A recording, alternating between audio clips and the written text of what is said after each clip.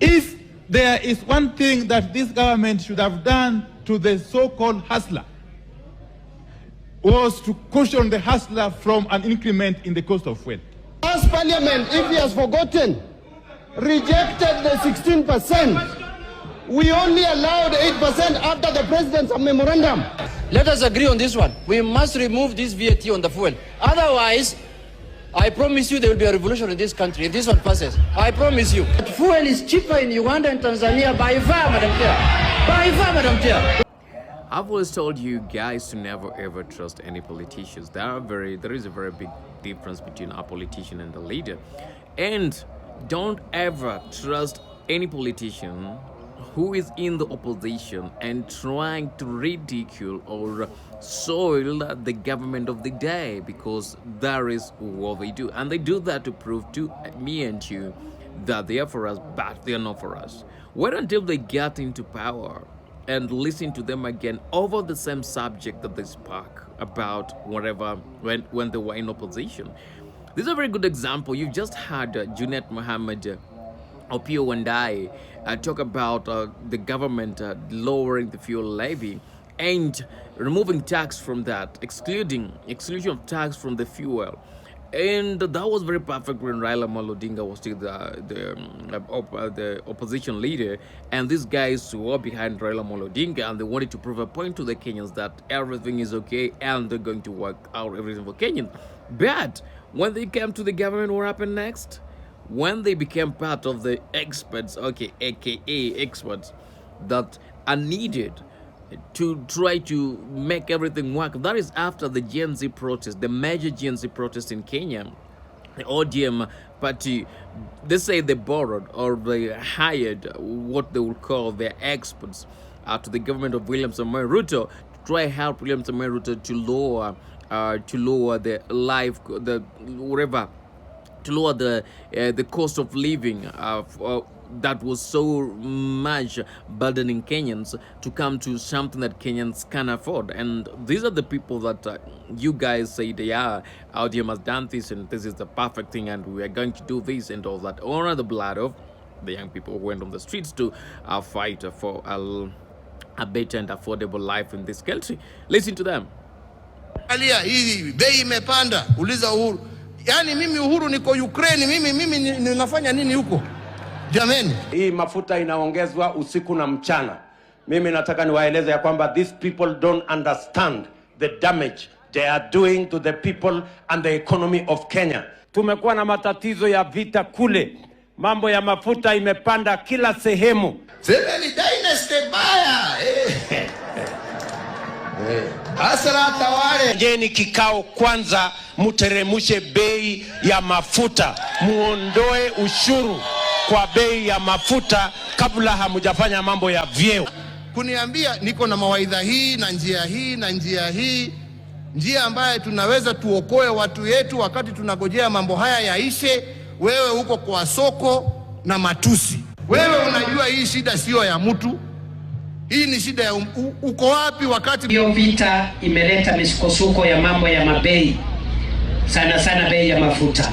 Si lazima tutumie akili kupunguza gharama ya mafuta, na tupange tuhakikisha kwamba ile vita inaendelea ndio inatuletea shida iishe huko mahali. Everything in life is going to become more costly. You guys want us to operate on subsidy.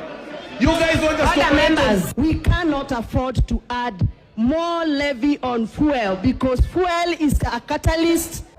You heard, when President Ruto was the deputy president of Kenya, you had him go hide on President Uhuru Kenyatta when the prices of fuel were going high, and by the time there was a war in Ukraine, Russia had just invaded, a full-scale invasion of Russia to Ukraine, and that because most of the oil, but we'll talk about that later, most of the people thought most of the oil that Kenyans are using is from Russia and Ukraine, but that was a lie. Most of the fuel that Kenyans use comes from the the Arabian Peninsula, not Eurasia and US. Natural gas, does Kenya really use natural gas, more natural gas from the Ukraine? No, they use more liquefied gas that is from the Arabian Peninsula. But that was a reason to why the fuel prices went high in this country. And they used that as an excuse. They used it as an excuse. And the fuel went high, and Kenyans went lamenting as usual. We have to complain because it has to feel the pinch. It has to feel the pain of the prices of the pump over there. And yes, President William Samoei Ruto, who was by then the deputy president of Uhuru Kenyatta, went on the street saying it cannot work. This is burdening Kenyans, and we need something. Something must be done. Instead of you guys going to meetings to choose who's becoming who and who would there and here, we have to make sure that you're coming up with a strategy that is lowering the cost of fuel in this country to make sure that life is affordable in Kenya. That was the talk. You heard him. But now he is. What is happening in the country? It's not that easy, as I said. It's not that easy. When someone who's not in leadership comes in, someone who's eyeing leadership comes in and try to talk about the weaknesses and what is not happening in the government that is eyeing to become, he will always give you an option that looks like this is the perfect option. This is the perfect option. But is it really the perfect option? It's until you get yourself there, you will know that whatever you're saying and what is happening, the practicalities on the ground are two different things.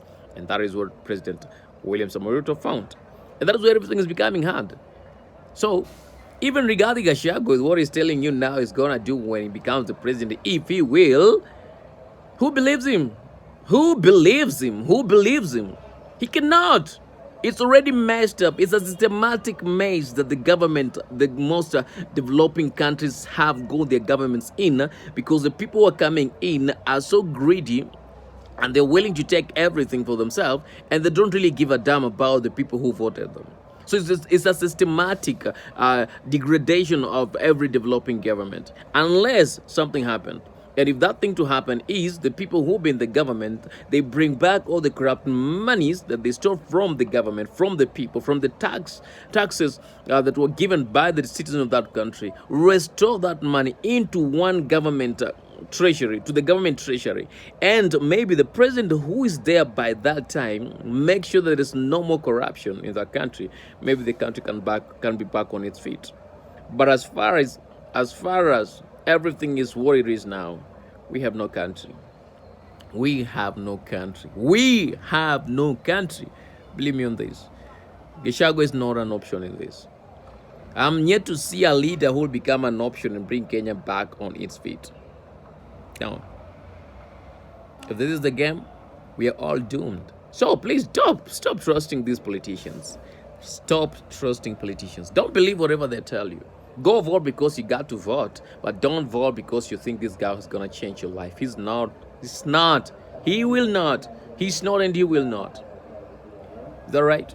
Maybe I'm the only president of this country who will change this country for a better cause. And yes, I will. Because I'm not a politician, I'm a leader. There's a difference. I'm not a politician, I'm a leader. So I will do everything right. You get me right? You get me right? Yeah.